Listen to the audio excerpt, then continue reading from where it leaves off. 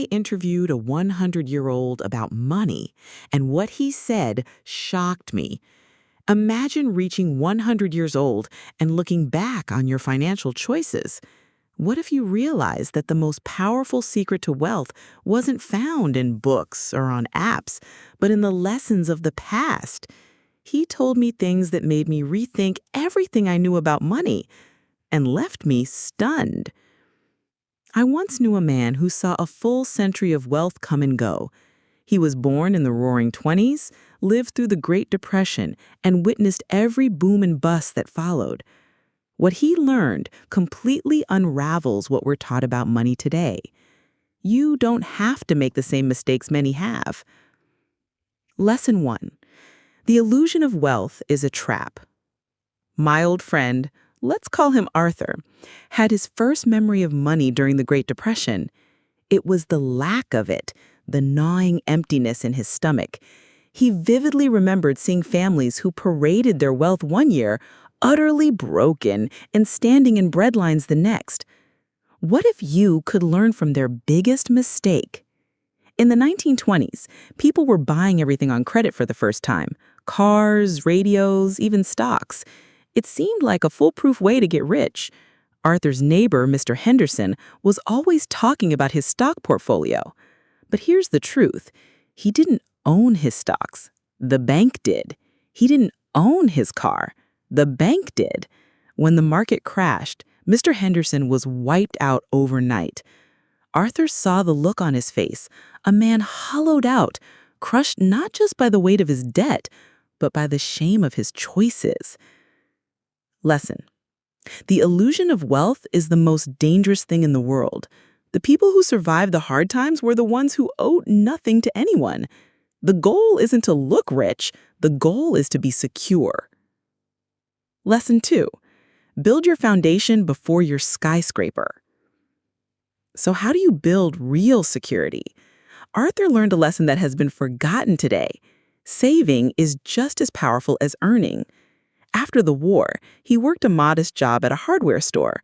While others rushed to buy the newest things, Arthur quietly waged a different war, a war against future poverty. Every single week, before he did anything else, he paid himself first. He put a portion of his paycheck into savings. He did invest, but only after he had a solid foundation. People today are trying to build skyscrapers on quicksand. They have student loans and car payments, and they're throwing money into volatile investments, hoping to win the lottery. Pro tip: your goal should not be to get rich quick.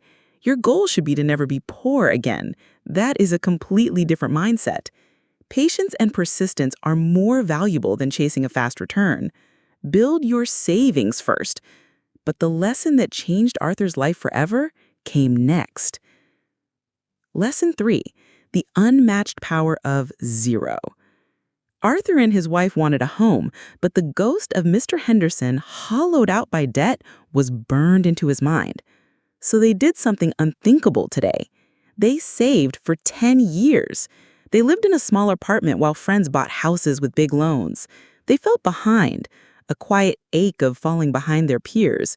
But when a small recession hit, their friends with their big houses and bigger loans were one paycheck away from disaster. It was then that Arthur and his wife found their home. When they finally held the deed, Arthur cried, not because the house was big, but because it was theirs. No bank could ever take it away. He said no stock market return could ever replicate that feeling of absolute peace. So, after a century of fads, what is the one principle that has stood the test of time? It's not compound interest. The most powerful financial tool, the one that guarantees you will survive any storm, is the number 0. Zero debt. The single most important principle is to owe nothing to anyone. We've been convinced that debt is a tool, good debt, they call it. Let me tell you, when the economy turns, there is no such thing as good debt. There is only debt. The man who earns $50,000 a year and owes nothing is infinitely wealthier than the man who earns $500,000 but is leveraged to the hilt. The first man is free. The second is a servant to his balance sheet. You can't build a strong house on a cracked foundation. Debt is the crack. When the dot-com bubble burst, Arthur's portfolio took a hit, but he slept soundly. He had no debts. When 2008 ravaged the economy, it was the same story. While his neighbors were losing their homes in a panic, he was peacefully tending his garden. Nothing creates more constant worry than owing money to other people. When you get rid of that weight, you're free. You can make decisions based on what you want to do, not what you have to do. That's real wealth. That is freedom. You don't have to make these same mistakes. You can start making smarter financial choices today. Because regret is expensive, but knowledge is free. Subscribe to The Wealthy Elder now and start building your financial future.